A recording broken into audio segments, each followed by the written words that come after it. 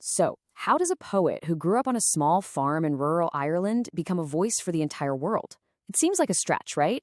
Well, today we're going to dive into the life and work of Seamus Heaney, a man who dug into the earth beneath his feet and somehow found truths that resonate with all of us.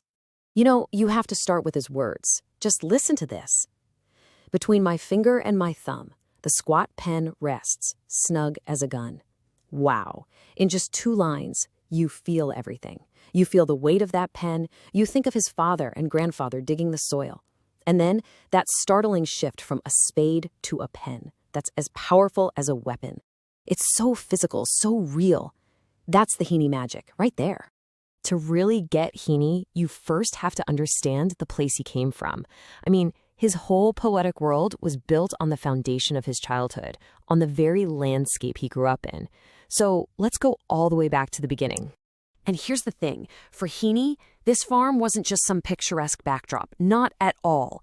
The sights, the sounds, the actual smells, like the churning of milk or the dampness of peat, this was the raw material for his art. His poetry is just steeped in this world, and that gives it an authenticity you can almost reach out and touch. And this is where he turns all that raw material into pure poetry. His first big collection, Death of a Naturalist, just explodes onto the scene in 1966. And it's all there, the deep love for nature, the crystal clear memories of being a kid. But there's something else going on too. The title itself is a huge clue. It's really about that moment we all go through, when a child's simple wonder about the world bumps up against a much more complicated, sometimes even scary understanding of life and death. But of course, the world outside the farm doesn't stand still. As Heaney's career was just taking off, his home, Northern Ireland, was spiraling into a period of violent conflict. His poetry was about to face its toughest challenge yet. To understand what happens next in his work, you absolutely have to understand this. The Troubles. This wasn't just a political squabble. It was a brutal, complex, and deeply traumatic conflict that tore communities apart for decades. So if you're a poet whose work is all about the land and its people, staying silent, that's not really an option. The real question was, what can a poem possibly do in the face of all that? And his answer was this incredible collection, North. This was a total game changer. Heaney just dove right into the heart of the conflict. But he didn't do it like a journalist or a politician. He did it as a poet, using myth, history, and his own memories to try and make some kind of sense of the chaos. And the way he did this was just remarkable. He wasn't just writing about the daily headlines. No, he dug deeper, and I mean that literally. He became fascinated by these bog bodies, ancient human remains found perfectly preserved in the peat bogs. And in these ancient bodies, he saw this powerful, unsettling parallel to the modern violence. He connected the conflict of his time to an ancient, almost tribal history of ritual sacrifice.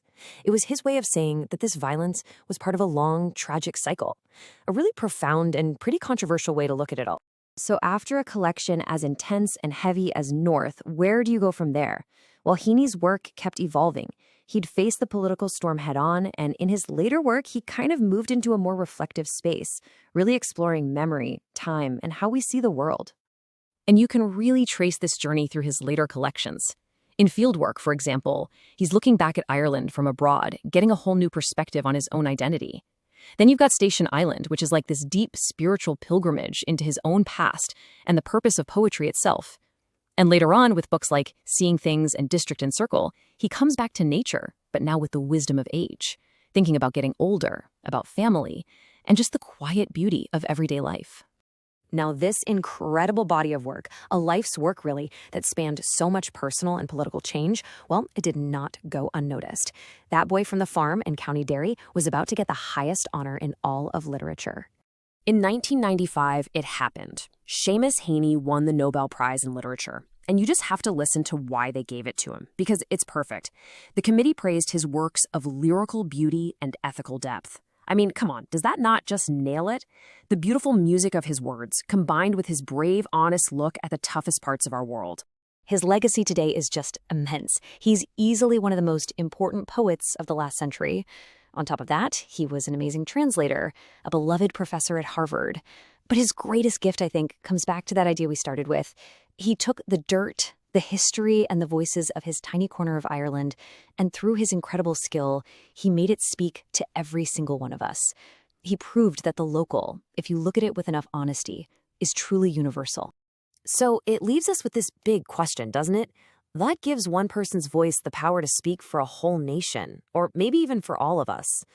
Looking at Seamus Heaney, the answer seems to be somewhere in that deep connection to the earth, a refusal to look away from the hard truths, and the incredible power of language to make something beautiful that